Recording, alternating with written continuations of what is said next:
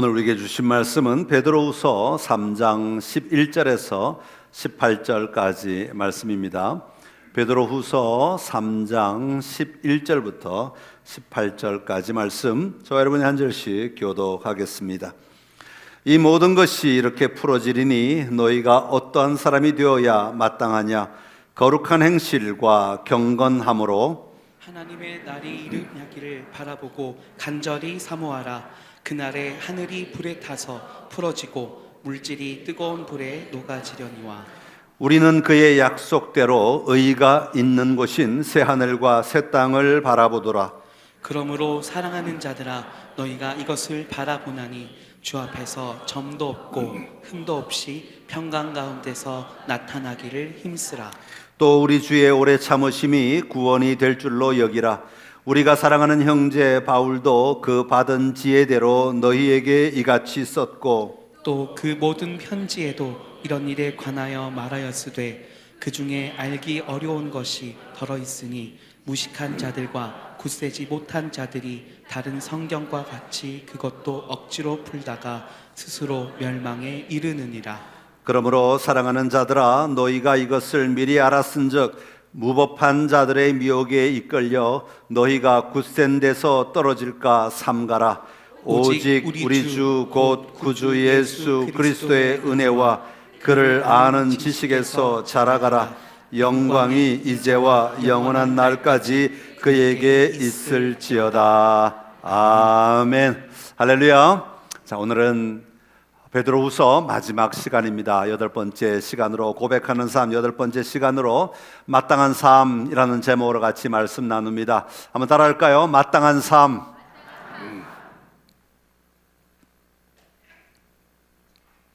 작년에 목회 데이터 연구소에서 한국인의 종교 생활과 신앙 의식에 대하여 조사를 하였어요. 그 항목 가운데 교회 다니지 않는 사람에게 교회에 대한 이미지, 개신교에 대한 이미지 형성에 가장 큰 영향을 끼친 게 뭐냐 하고 물어봤어요. 다시 말하면 교회 다니지 않는 사람들이 교회를 향하여서 어떤 생각을 하게 되었는가를 결정하게 된 배경이 누구냐라고 물어본 거죠. 그랬더니 1위가 누구였냐 하면 자기 주변에 사는 사람들의, 교인들의 언행이었다.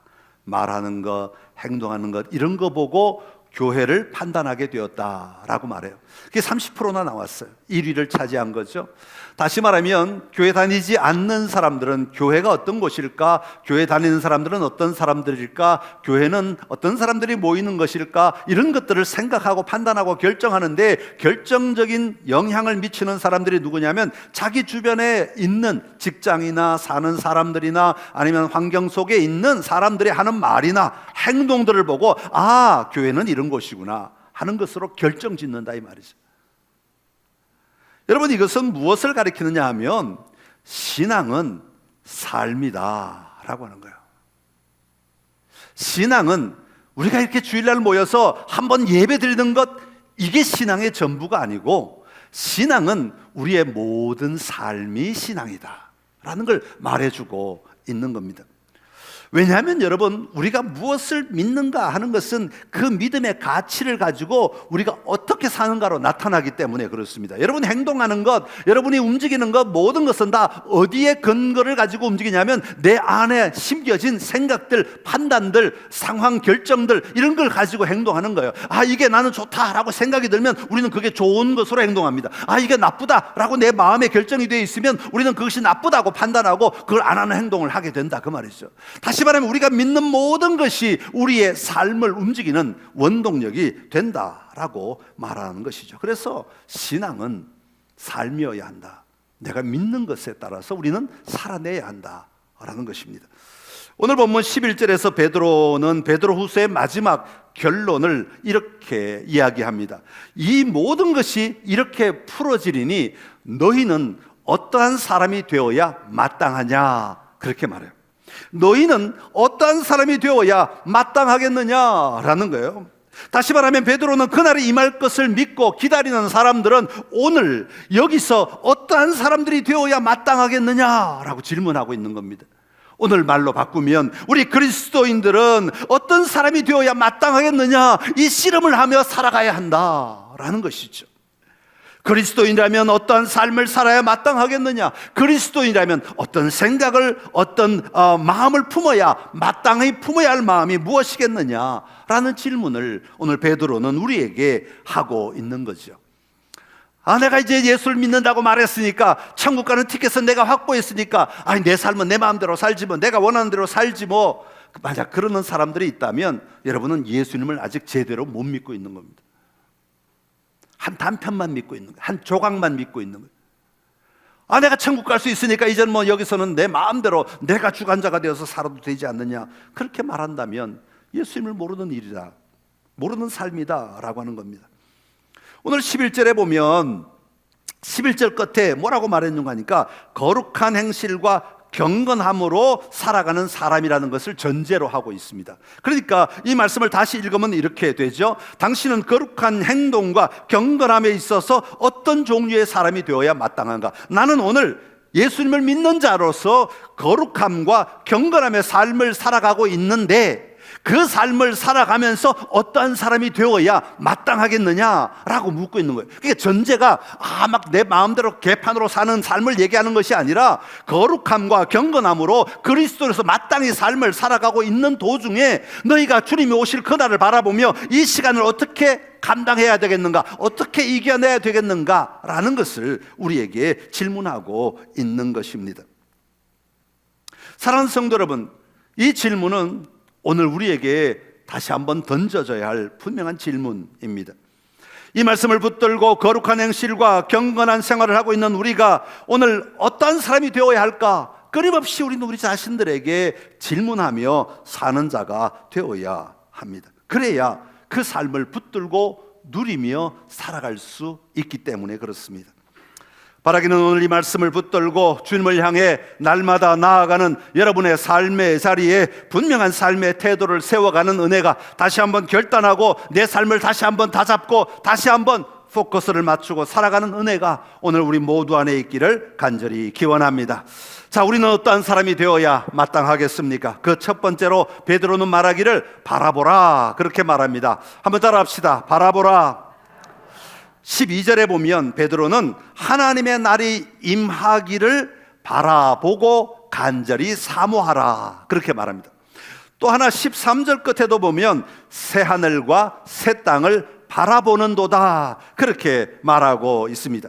여기서 바라본다는 것은 단순히 눈으로 그냥 눈에 보이는 대로 쳐다보는 것, 그냥 눈만 뜨면 보이는 정도, 그런 것을 이야기하는 것이 아니라 바라본다는 말의 의미는 찾는다, 기대한다, 사모한다, 그런 마음이 있습니다. 그런 의미를 가지고 있습니다. 그러니까 단순히 눈으로 보는 것 이상으로 마음으로 분명히 목적지를 정하고 그 목적지를 사모하며 오늘을 살아가는 거예요. 그 목적지를 기대하며 오늘을 살아가는 것을 의미합니다. 그것을 바라본다라고 표현하고 있는 거죠.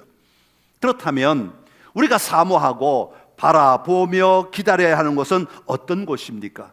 13절에 보면 그곳은 의가 있는 곳인 새하늘과 새 땅이다, 그렇게 표현했어요. 의가 있는 곳인 새하늘과 새 땅이다. 자, 오늘 말씀 가운데 이 의가 있는 곳이라는 말이 저에게는 참 은혜로 다가왔어요. 사실 그래서 제목을 삼고 싶었어요. 제목을 의가 있는 곳, 그러려니까 전체 내용이 또 다른 내용도 포함되어 있어서 그 제목을 삼지를 못하고 다른 것을 제목으로 삼았는데, 의가 있는 곳, 여러분, 의가 있는 곳은 어떤 곳입니까? 하나님의 약속이 이루어지는 곳이 의가 있는 곳인데, 여기서 하나님의 의가 거주하는 새하늘과 새 땅이다, 그런 의미를 가지고 있습니다.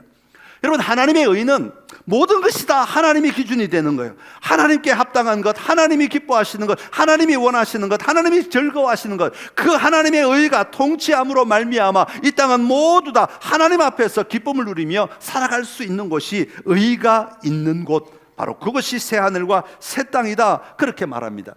여러분, 오늘 우리가 살아가는 세상은요, 하나님의 의를 내가 누리며 추구하며 살아가지만 여러분, 우리의 삶은 자기 의로 가득 차 있지 않습니까? 이 의라는 말은 어디에 속했다라는 그런 의미도 담겨 있습니다. 그러니까 우리가 이 땅을 살아갈 때 전부 다 나에게 속한 것만 찾지 않아요? 여러분, 내가 좋은 건, 내가 원하는 건, 내가 바라는 건, 내가 기쁜 건, 내가 뭐 사모하는 건 전부 다 나예요. 누가 나를 알아주지 않으면 우리는 서운해지죠. 누가 나를 높이지 않으면 우리는 막 화가 나죠. 누가 나를 존중하지 않고 이렇게 높여주지 않고 나를 인정하지 않으면 우리는 막 내가 어떤 사람인데, 내가 이런 사람인데, 내가 옛날에 이런 사람이었는데, 내가 저런 사람이었는데, 끊임없이 우리는 말하잖아요. 우리 할 말이 얼마나 많아요. 자기 의에 대해서 우리는 할 말이 가득한 사람들입니다. 입만 벌리면 우리는 마음껏 얘기할 수 있는 사람들이에요. 내가 어떤 사람인데, 내가 이런 대접 받아야 돼, 내가 이런 취급을 받아야 돼, 우리 끊임없이 말해요. 왜? 내 의로 가득 차 있기 때문에. 자기 의로 가득 차, 내가 높아지기만 하면 되는 거야. 이 의로 가득 차 있기 때문에 그래요. 여러분, 모두 자기 의를 이루기 위해 자기 방식으로 살아가는 세상에 오늘 우리가 살고 있는 세상이에요. 나에게 유익이 되는가, 나에게 도움이 되는가, 나를 높일 수 있는가, 온통 여기에 몸부림치며 살아가고 있는 거죠. 그러나 우리 주님 다시 오실 때 새 하늘과 새 땅은 더 이상 자기 의를 주장하는 곳이 아니라 하나님의 의가 있는 곳이다, 그렇게 말하고 있는 거예요. 더 이상 경쟁할 필요가 없고요. 경쟁이란 말은 어디서 나온 거예요? 자기 의를 세우려고 경쟁하는 거예요. 더 이상 내가 뭔가를 쟁취할 필요도 없어요. 더 이상 내가 다른 사람을 나의 상대로 봐서 이겨야 될 그런 이유가 하나도 없어요. 하나님은 그렇게 우리를 만들지 않은데 우리는 그렇게 살아가고 있는 거죠.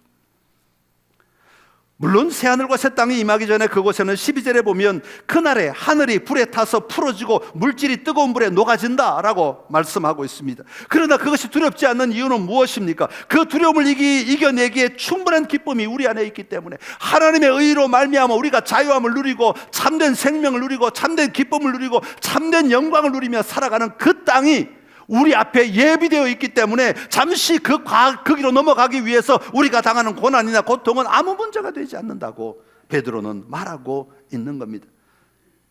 사랑하는 성도 여러분, 우리는 우리가 가는 곳을 바라보아야 합니다. 그래야 방향성을 잃지 않고 그 길을 잘 걸어갈 수 있기 때문에 그렇습니다. 그날을 바라보며 사는 사람들은 어떤 삶을 살아야 하겠습니까? 여러분, 그날을 바라보는 사람들은 오늘 그날을 준비하는 삶을 살아야 하지 않겠습니까? 이번 여름에 해수욕장 가기로 결정하신 분들 계십니까? 만약 여러분이 이번 여름에는 우리 해수욕장 가서 놀자, 우리 가족이 해수욕장으로 가자, 그러면 오늘 어떻게 준비하시겠습니까? 뭐 어떤 사람은 수영복부터 먼저 한번 꺼내보겠죠. 이게 올해 입을만 한가 아닌가, 또 입을만 하지 않다 느껴지면 유행이 좀 지난 것 같아, 그럼 또 수영복 사는 것에 관심이 있겠죠. 텔레비전 채널을 막 돌리는데 쇼핑 채널에 수영복이 나오면 눈이 번쩍 뜨이고 다른 채널로 안 넘어가죠. 그냥 끝까지 쳐다보면서 저게 나에게 맞을까 어울릴까 쳐다보게 되죠.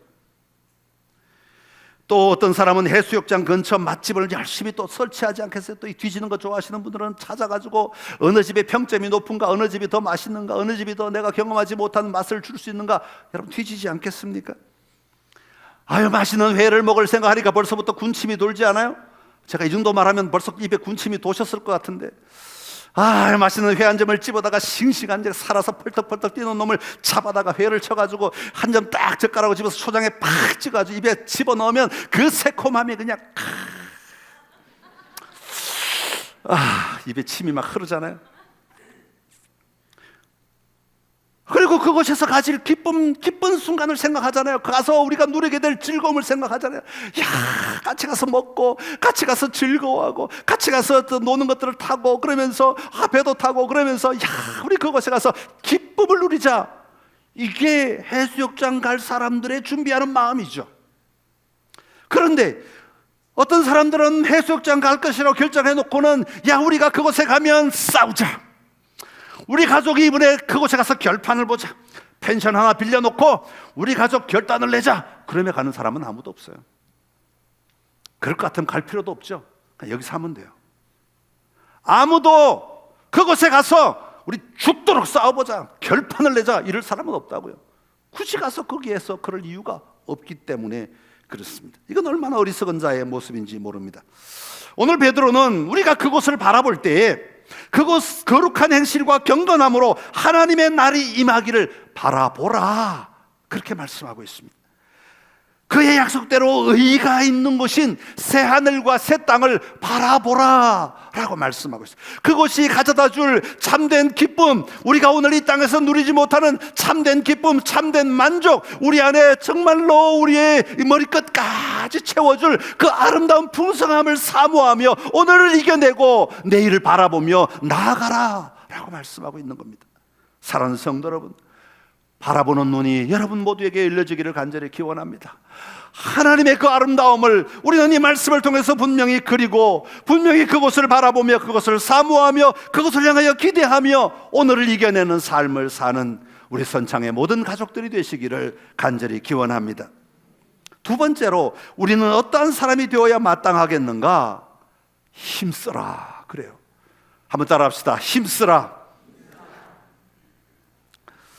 옛날 에티오피아에 유명한 마라토너가 한 명 있었어요. 그 이름이 뭐냐 하면 아베베라고. 혹시 들어본 기억나시는 분 계십니까? 1960년에 런던 올림픽 때 이 아베베가 마라톤 완주를 했어요. 그런데 맨발로 뛰었어요. 아디다스에서 신발을 줬는데 훈련할 때 맨발로 훈련을 해가지고 신발을 신으니까 뛰지를 못하겠대. 그래서 벗어버리고 맨발로 뛰었어요. 그리고 놀라운 건 1등을 금메달을 땄을 뿐 아니라 이 사람이 당시에 2시간 20분이라고 하는 인간의 한계를 뛰어넘은 사람이에요. 10몇 분대에 도착을 했어요. 이 사람은요, 그때부터 15번인가 마라톤 대회에 나갔는데 자그마치 12번을 금메달을 땁니다. 그런데 안타깝게도 나라에서 이 사람 자기 나라의 영웅이 됐잖아요. 너무 위대한 사람이 되니까 나라에서 자동차를 선물로 해줬어요. 자가용을 몰고 이제 가는데 그 자동차를 몰고 가다가 사고가 나버렸어요. 그래서 하반신 불구가 돼버렸어요. 아니, 마라톤에게 하반신 불구는 굉장히 아무것도 못하게 되는 치명적인 거죠. 그런데 놀랍게도요, 이 사람은 그때부터 양궁을 배웁니다. 장애인 양궁 대회 나가서 금메달을 땁니다. 여러분, 이 사람은 금메달에 중독된 사람 아니에요. 자기 스스로를 말할 때도 뭐라고 말하는 거니까 나는 남과 경쟁해서 이기는 것보다 내 고통을 이겨내는 것이 더 소중하다. 내가 이 어려움을 딛고 일어나서 내가 최선을 다해 달렸을 때 내가 만족하는 이 자리가 너무너무 기쁘다 그랬어요. 그걸 보여주는 게 뭐냐면, 한 번은 마라톤 할 때 막 열심히 달리다가 사람들은 전부 다 이 사람에게 조명하겠죠. 또 아베베가 1등 하겠다, 금메달 따겠다 막 그러고 있는데 중간에 쑥 빠져나가는 거예요.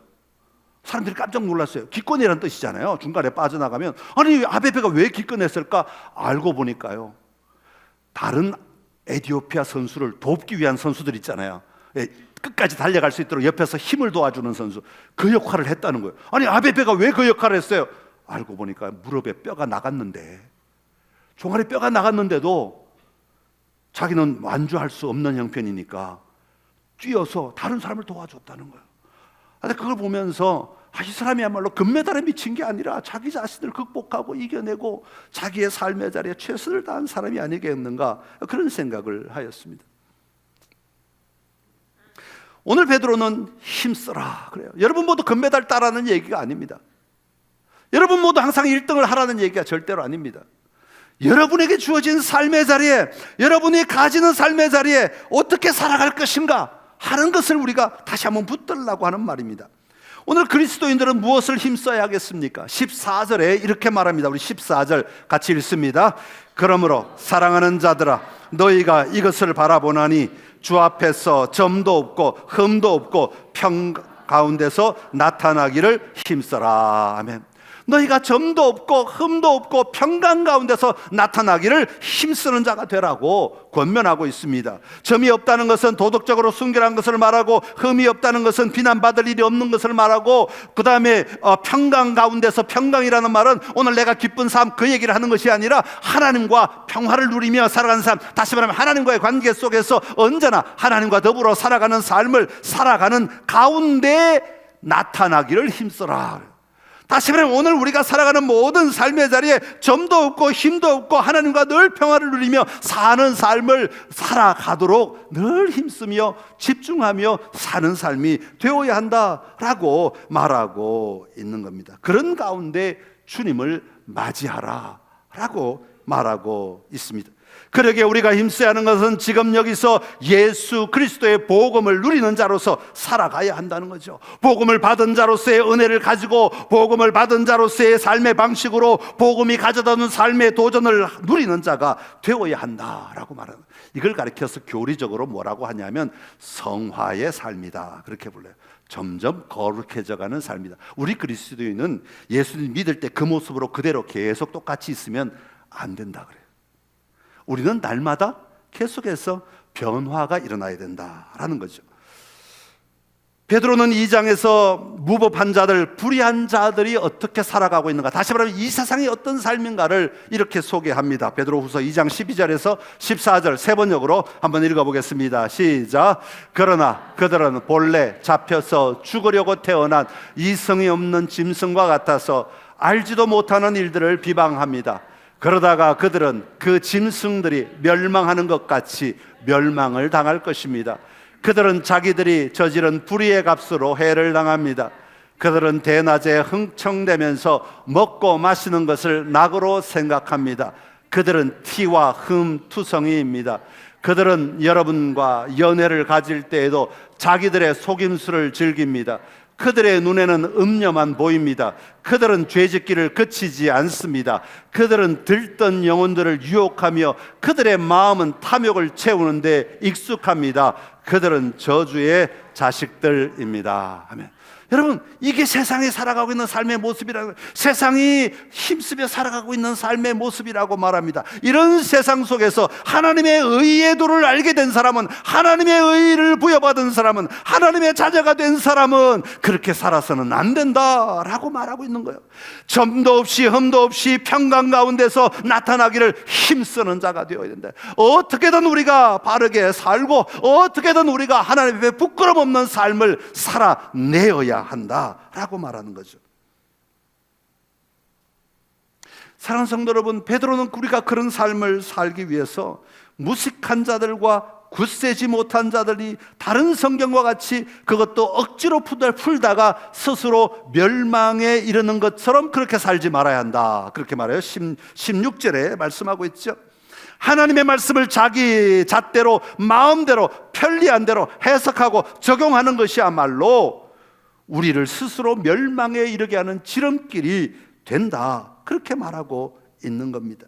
그러기에 베드로는 점도 없이 흠도 없이 평강 가운데 나타나기를 힘쓰는 자가 되라고 말하고 있는 겁니다. 다른 말로 하면 정신 차리고 사는 자가 되어야 된다. 깨어있으며 사는 삶이 되어야 된다라고 말하는 거죠. 여러분, 우리가 깨어있지 않으면요, 우리가 정신을 가다듬지 않으면 우리는 쉽게 넘어집니다. 쉽게 유혹받습니다. 쉽게 흔들립니다. 쉽게 무너지는 삶을 살아갈 수밖에 없는 연약한 자임을 우리는 인정해야 하는 것입니다. 바라기는 마지막 때에 깨어있는 삶을 힘쓰며 살아가는 우리 선창의 모든 가족이 되시기를 간절히 기원합니다. 마지막으로 우리는 어떤 사람이 되어야 하겠는가? 세 번째는 자라가라 그렇게 말합니다. 한번 따라합시다. 자라가라. 주님 다시 오실 때를 기다리는 자들의 태도는 아무것도 하지 않는 것 아닙니다. 아이고, 내가 가만히만 있으면 되지 않아? 세상에 물들지 않으려고 내가 집안에 갇혀만 있으면 되지 않아? 그것 성경이 말하는 거 아닙니다. 내가 저 사람들처럼 하지 않으려고 내가 그냥 딴 데 가 있기만 하면 되는 거 아니야? 피하기만 하면 되는 거 아니야? 그것도 성경이 말하는 것 아닙니다. 교회에 모여 있기만 하면 되는 거 아니야? 그것도 성경이 말하는 것이 아닙니다. 1992년에 한국에 아주 엄청난 사건이 하나가 벌어집니다. 다가올 미래라는 책을 쓴 이장님이가 만든 다미, 줄여서 첫 글자만 따서 다미성교. 요즘만 이렇게 줄이는 게 유행한 줄 알았더니 92년도에도 유행을 했어요. 다미성교라고 있었는데, 이 다미성교는 뭘 얘기했냐면 10월 28일 자정이 되면 우리 휴거된다. 다 하늘로 들려 올라간다. 예수 믿는 자들은 다 하늘로 올라간다.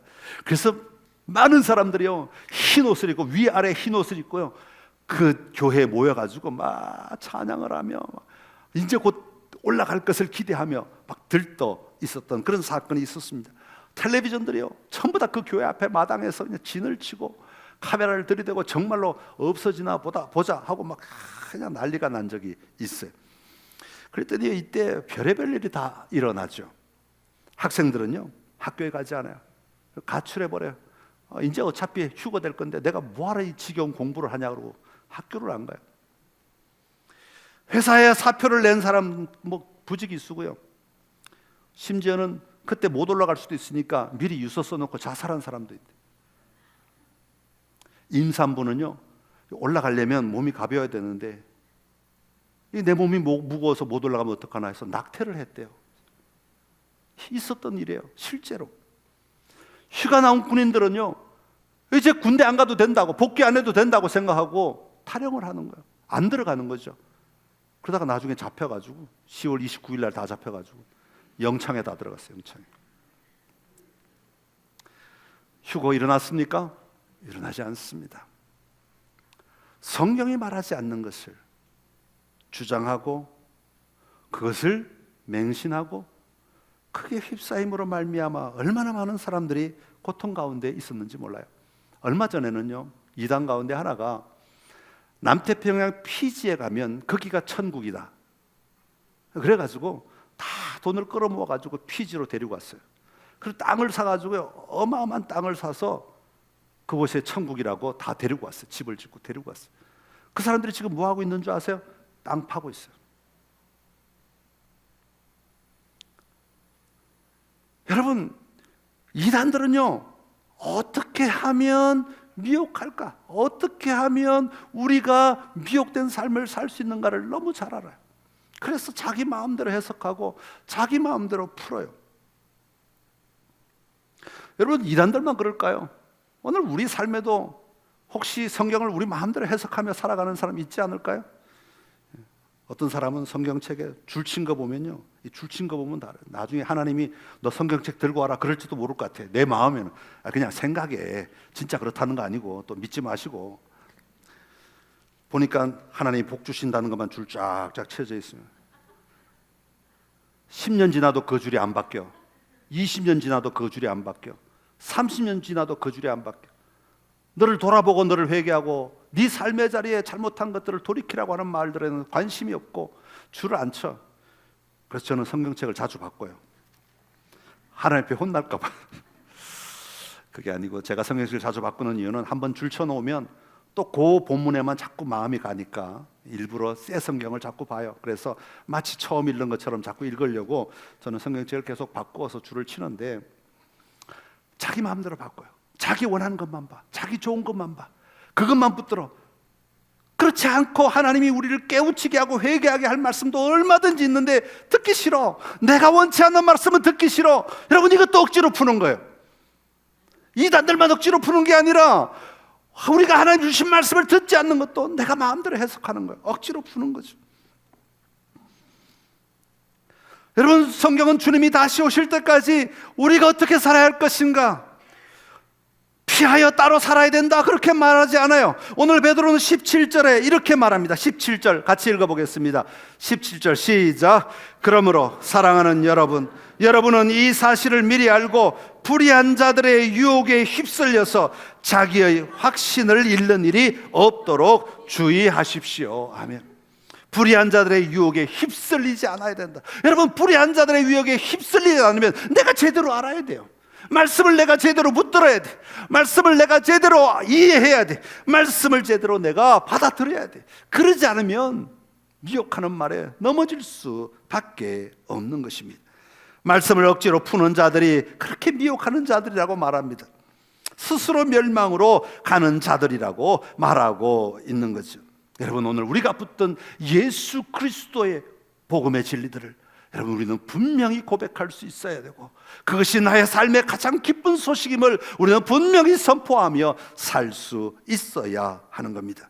그래서 그런 사람들은 어떻게 살아야 되느냐? 사도 바울은 골로새서 1장 6절에서 이렇게 말합니다. 같이 읽어볼까요? 시작. 이 복음이 이미 너희에게 이르매 너희가 듣고 참으로 하나님의 은혜를 깨달은 날부터 너희 중에서와 같이 또한 온 천하에서도 열매를 맺어 자라는도다. 아멘. 여러분, 우리가 은혜를 깨달은 날부터 우리는 끊임없이 열매를 맺어 자라야 된다고 말해요. 자라야 된다고. 여러분, 내가 예수 믿은 지 30년인데 20년 전에 내 신앙의 모습과 내 사고방식과 지금 하나도 변한 게 없다면 우리 회개해야 돼요. 10년 전에 내 모습과 하나도 변한 게 없다면 우리는 회개해야 돼요. 자라나지 않은 거죠. 내 믿음이 자라지 않는 거죠. 믿음에 도전을 하지 않는 거죠. 믿음으로 살아가려고 몸부림치지 않은 거예요. 믿음으로 사는 게 무언지 궁금해하지도 않는 거예요. 그냥 교회 왔다가 집에 갔다가 또 차 트렁크에 그냥 성경책 넣어놨다가 주일날 교회 와서 트렁크 열고 꺼내가지고 다시 먼저 털고 들어와서 성경 보고 다시 예배드리고 또 가서 트렁크에 집어넣고 또 가는 삶, 이건 하나님이 원하시는 삶이 아니에요. 우리가 자라나야 된대요. 또 자라날 때 열매를 맺으며 자라야 된대요. 우리가 매일매일 살아가면서 내 믿음의 삶의 자리에 하나님이 주신 열매들을 누리고 기뻐하고 또 자라가고 또 열매를 맺고 또 자라가고 또 열매를 맺고 또 자라가는 삶이 우리에게 있어야 한다고 말씀하고 있는 겁니다. 여러분을 향하신 하나님의 놀라운 은혜를 우리가 분명히 보고 고백하며 살아가는 은혜가 우리에게 있기를 간절히 기원합니다. 하나님은 우리를 향하여 놀라운 일을 행하여 주셨습니다. 예수 그리스도로 말미암아 우리 더 이상 나의 의를 구하지 않아도 되도록 하나님의 의를 우리에게 부어 주셨습니다. 더 이상 과처럼 방황하며 살아가지 않아도 되도록 무언가를 찾고 무언가를 가지지 않으면 불안해서 견딜 수 없는 삶의 자리에 머물지 아니하도록 너는 내 아들이다, 너는 나의 딸이다, 내가 너와 함께한다, 내가 너에게 충분히 사랑한다 라고 말씀하셨습니다. 주님이 나를 사랑하신다는 그것만으로도 우리는 만족하며 사는 삶을 살아낼 수 있어야 하는 것입니다. 내 모든 삶의 영역에서 일하시는 하나님을 다시 한번 보고 누리며 고백하는 은혜가 있기를 바라고, 그 하나님과 함께함으로 우리는 날마다 자라나는 삶을 살아내야 하는 겁니다. 주님께 더 가까이, 주님께 더 깊이, 주님을 더 풍성하게 누리는 삶으로 우리는 나아가야 하는 거죠. 여러분의 삶의 자리에 더 멋지게 더 아름답게 자라나는 은혜가 있기를 간절히 기원합니다. 하나님의 자녀들이라면 우리는 우리의 삶의 자리에 하나님이 주신 은혜들을 가지고 하나님이 주시는 기쁨을 가지고 날마다 사는 자들이 되어야 합니다. 바라보고 힘쓰고 자라나는 삶, 이 삶이 마지막 때를 살아가는 우리 그리스도인들의 삶의 모습입니다. 이 모습으로 날마다 주님을 더 깊이 누리는 선창의 모든 가족들이 되시기를 간절히 기원합니다. 기도하겠습니다. 참 좋으신 우리 하나님 아버지의 은혜를 감사합니다. 세상의 혼란 가운데, 어둠 가운데 마치 이성이 없는 짐승과 같이 몸부림치며 자기의 유익을 위하여, 자기의 즐거움을 위하여, 자기의 쾌락을 위하여 몸부림치는 이 세상 속에서 주님은 우리가 깨어 있으라고 베드로의 입을 통하여 우리에게 말씀하여 주시니 감사합니다. 우리가 가야 할 그곳을 분명히 바라볼 수 있는 은혜가 있도록 하나님 우리의 눈을 열어 주시옵시고, 매일매일의 삶의 자리에 우리가 가야 할 그곳을 바라보며 기대하며 소망하며 살아가는 저희들 되게 하여 주옵소서. 오늘 우리의 주어진 이 시간들을 힘써 감당하게 하여 주옵시고, 오늘 우리에게 주어진 이 시간들을 점과 흠이 없도록 하나님과 평화를 누리며 넉넉히 감당하도록 하나님 은혜 위에 은혜를 더하여 주시옵소서. 주님을 더 깊이 누리며 주님이 원하시는 그 자리까지 넉넉히 자라가는 우리의 삶이 되게 하여 주시어서 우리가 믿음 생활하면 할수록, 우리가 신앙의 연수가 깊어지면 깊어질수록 더 큰 기쁨과 더 큰 감사와 더 큰 은혜를 고백하는 성도들이 되게 하여 주시옵소서. 그렇게 일하실 하나님을 찬양하고 감사드리며 예수님의 이름으로 기도드리옵나이다. 아멘.